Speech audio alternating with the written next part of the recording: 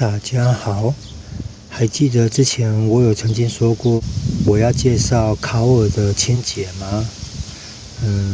其实我一直在想要找另外一个形式的，像这个是1对1的，它的点火头就在这边，就在大概在这边。那我想要找的那个就是类似像我提瓦这种车，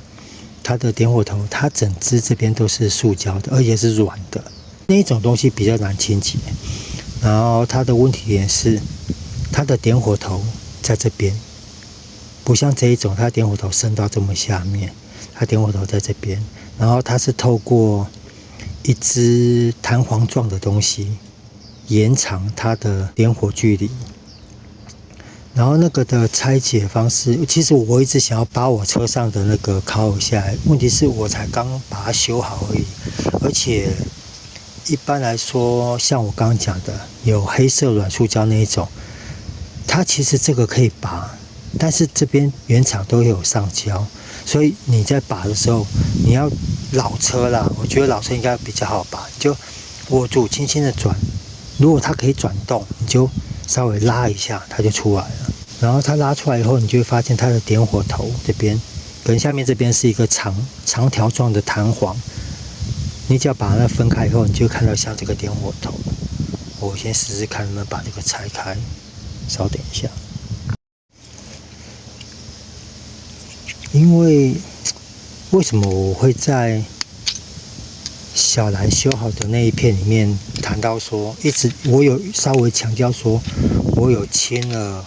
烤耳，有可能是因为就是因为有清洁烤耳的关系，所以小兰的点火状况，因为我那次车出状况的感觉，真的就是点火方面出问题造成的，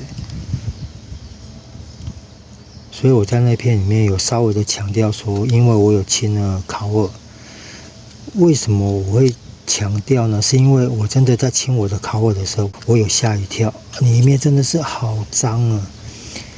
因为烤耳它是把12伏的电压放大，然后在高压电的传导下，很容易会产生有点类似氧化物的那些东西。然后我就是在拆的时候，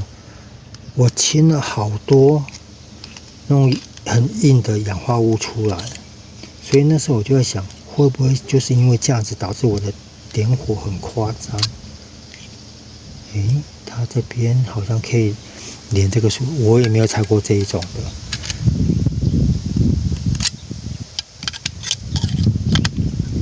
反正我确定这一颗是坏掉的了。我跟朋友要的时候，他说这个确定是坏掉的，你就拿去吧。其实烤耳，我印象中好像没有多少人会去清它。那毕竟，其实有时候玩老车比较麻烦的就是，有的时候老车一些零件已经停产了，你可能要想办法，找相似的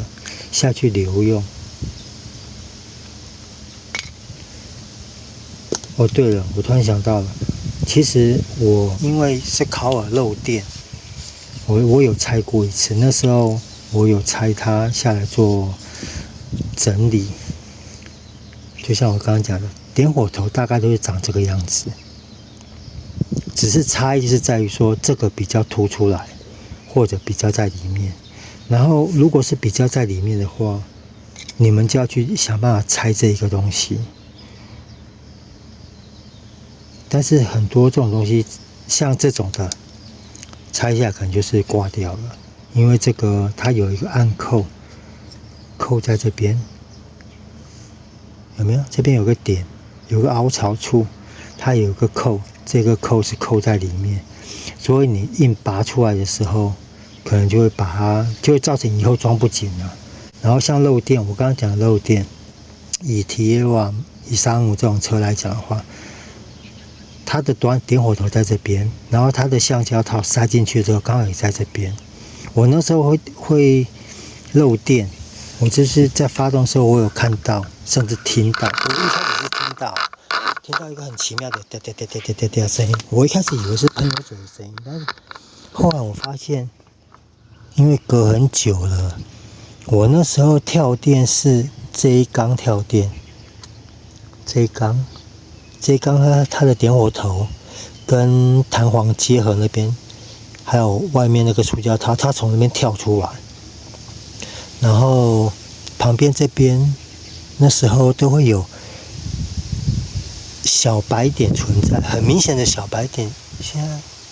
现在可能看不出来了，都氧化掉了。然后我那时候的处理就是，我举例好了，像我的这一块就在这边，就很短了，就加这么短而已。然后我那时候的跳火漏电就是从这边漏出来，然后点火，我外面那个橡胶套刚好就是塞在这边而已，就塞在这一带。然后因为它是塑胶，它从这边跳电出来的时候，它会找最近的地方下去导通，所以这边当我扣有水分水汽在这边的时候，它会借由这边跳出来，就像我刚刚给各位看的。所以那时候我就是拔下来以后，在外面缠了蛮多圈的铁不吸入，就用止水胶带缠完以后再装回去。3年多了都没有再发生漏电过，然后烤耳的作动一切都正常。这个是如果烤耳漏电可以做的补救方式啦。然后烤耳的清洁就是重点就是这个头，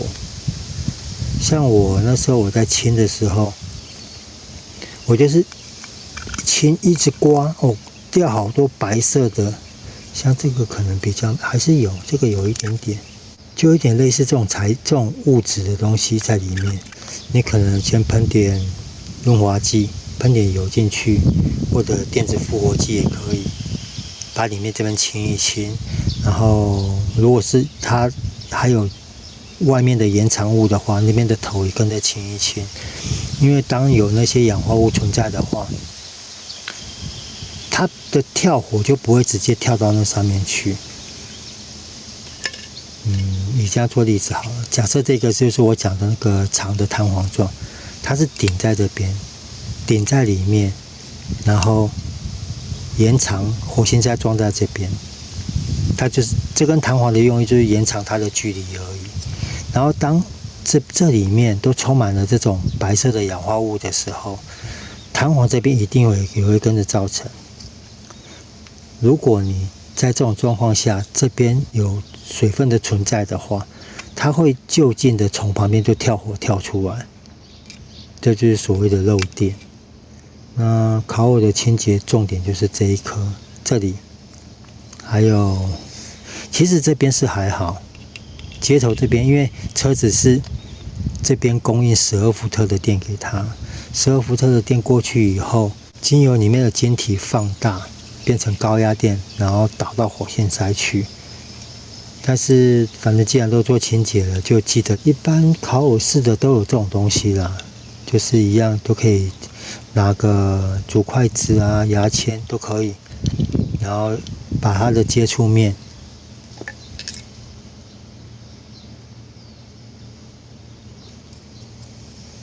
像这个接触面，把这个都清一清，然后上点。如果这边的话，我建议就是直接喷电子接点复活剂，这个也可以使用。然后清完以后，我相信一定会比没有清好很多。像我那次清完，当然了，我再次强调，我那一次真的是病急乱投医啊，因为我弄了很多东西。车子的状况都没有好转，有好一点点，但是还是状况依然发生，所以我就一次性的清了很多东西，搞到最后我不太清楚我清了哪一个东西以后，让车子的状况好转。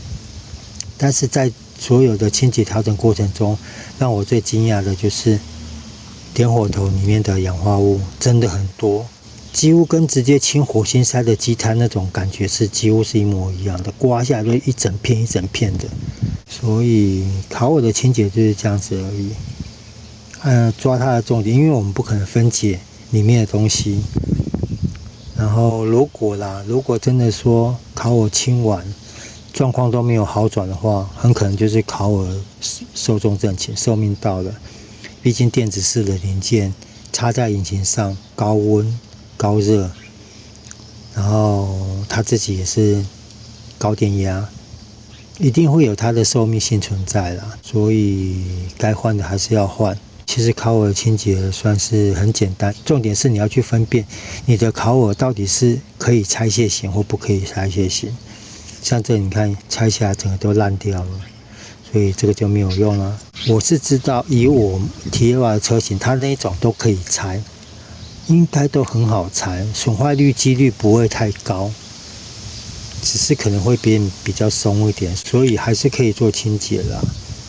只是小心一点，在拔的时候，你先用转的，确定它